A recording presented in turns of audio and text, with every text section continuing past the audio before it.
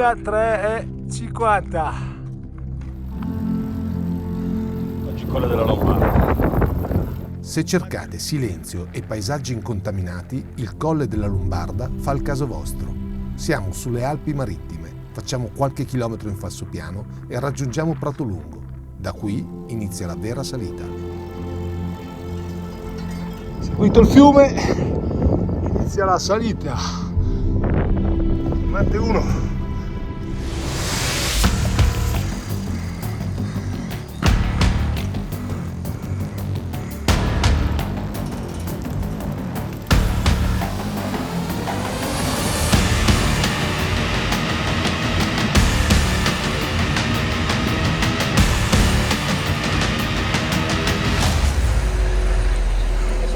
Io non so, magari lo stadio più bello, però è difficile pensare che stradine meglio di così.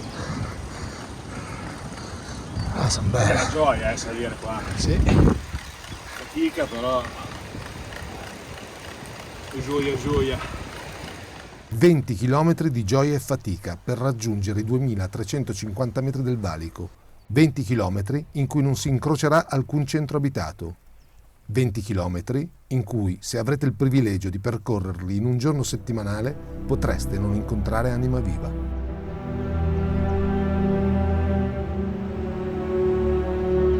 Una serie di strati tornanti ci fanno salire di quota. Ci dirigiamo verso il confine francese e un valico fa l'uomo contrabbandiere. Dopo la Seconda Guerra Mondiale, infatti, il contrabbando divenne un affare per aggirare i dazi, una fonte di reddito per le famiglie. Un lenzuolo bianco dava in codice il via libera. Dall'Italia, riso, oggetti in rame e cordame. Dalla Francia partivano soprattutto saccarina, caffè, pietre focaie e cartine di sigarette. E oggi va così.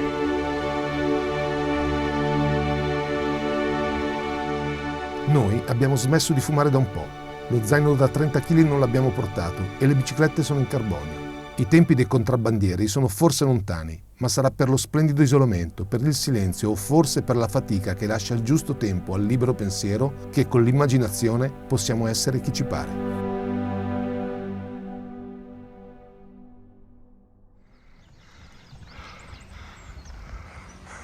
Quota 1580. La montagna diventa un filo più cattiva. Bat maledetto, sempre lì davanti. Lui è più magro però,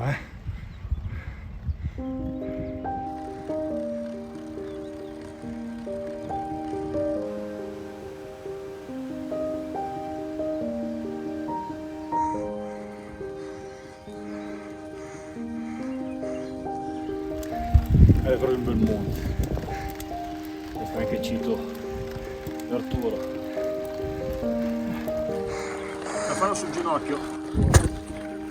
Tacci sua. Una delle poche volte che ti riprendo davanti.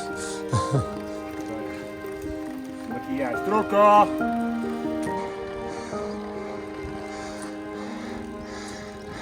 Si è aperta la Valle Nuova. Sì, piano un po'. 25 tornanti ci hanno portato a quota 1800, 10 km di salita, gli ultimi 6 con una pendenza media del 9%. Qui però la valle si apre, per 3-4 km la strada ci concede una tregua.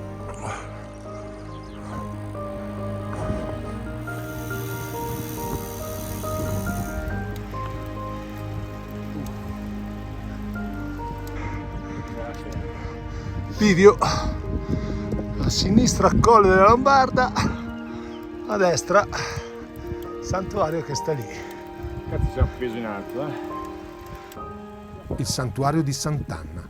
Entrambi abbiamo avuto una nonna Anna, dunque decidiamo di fare una piccola deviazione. In fondo si tratta solo di un paio di chilometri. Anche mia nonna si chiamava Anna. Io volevo chiamare Arianna, non la chiamava Anna. Mi piaceva sia perché per la nonna, sia perché le piaceva il nome, sia per la storia.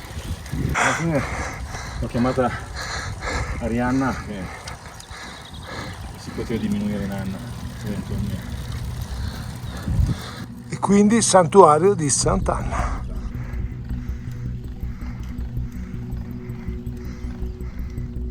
Qui arrivò il Giro del 2016, passando però dal versante francese. Ancora in Francia, Nibali attaccò la maglia rosa Chavez.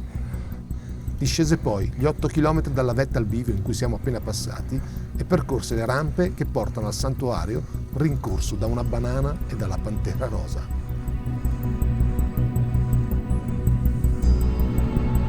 Ciononostante riuscì a mantenere il distacco e vinse il Giro per soli 52 secondi, ultimo italiano a riuscirci. Impiegò circa 7 minuti a percorrere questi 2 tostissimi chilometri. A noi ce ne sono voluti 25. Forse, ci avesse rincorso una banana, saremmo stati un filo più veloci. Superiore al minuto il vantaggio di Vincenzo Nibali nei confronti di Chavez, ma chiaramente con 44 secondi non puoi essere tranquillo. Nibali adesso darà tutto, bravo quello che stava spostando la banana, diciamo dalle prospettive di Nibali. Spostiamoci un po', Vincenzo Nibali sempre sui pedali, spinge, qui siamo con Kreuzberg,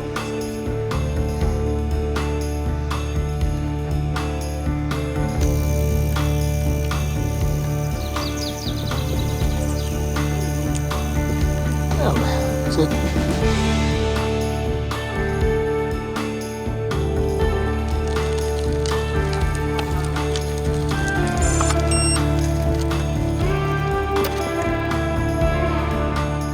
Dall'alto dei suoi 2010 metri il santuario domina la valle ed è il più alto d'Europa. Le prime tracce risalgono all'anno 1000, una piccola cappella con dei locali destinati all'accoglienza dei viandanti. Santuario più alto? Proprio il mondo. L'Everest. Suca. Mi piace pensare che unendo sacro e profano sia stato rifugio anche per i contrabbandieri che hanno percorso queste strade.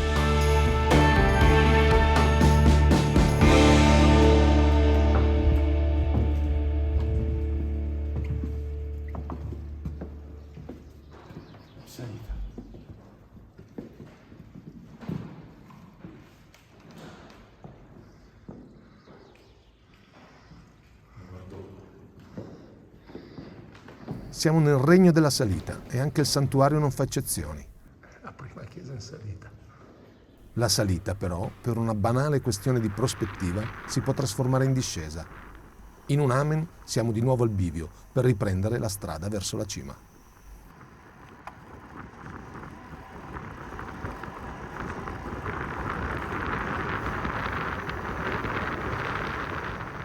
Bella la discesa, eh? Bella, bella. Quanto è Poi, durata? 30 secondi. durata un attimo. Niente. Bivio, Colle della Lombarda. Si risale.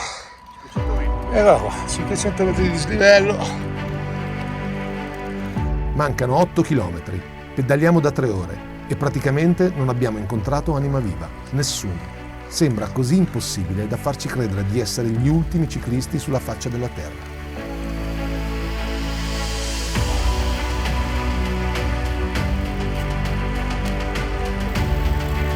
Questo veramente ancora tutto.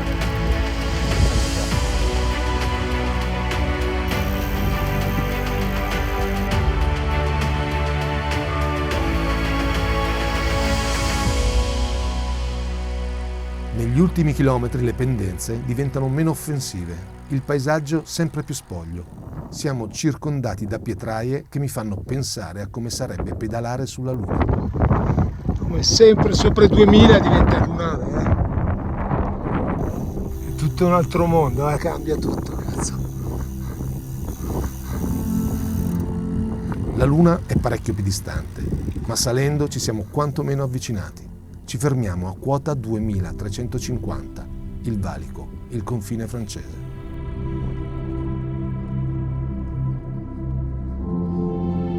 Laggiù l'arrivo e lo stambecco.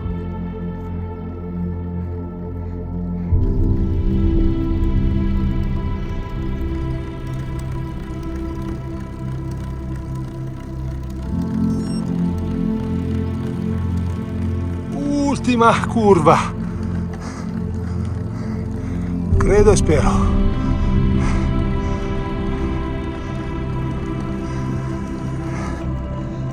Per fortuna gli ultimi chilometri non sono così duri.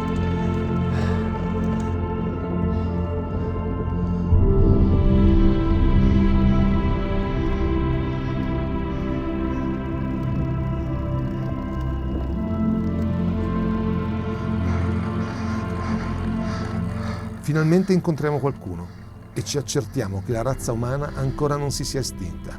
Per una decina di euro è anche disposta a darti qualcosa da mangiare. Adesso si sono. Panino, fascese. Cazzo che bello. Ci riempiono una baguette con qualsiasi cosa. Una birra e la stanchezza mi fanno venire voglia di sdraiarmi e di chiudere gli occhi. Tra sogno e realtà mi chiedo, ma preferirei forse essere un pesce? Quando vedrete passare un ciclista trasognato, non fidatevi del suo aspetto inoffensivo e bonario. Sta preparando la conquista del mondo.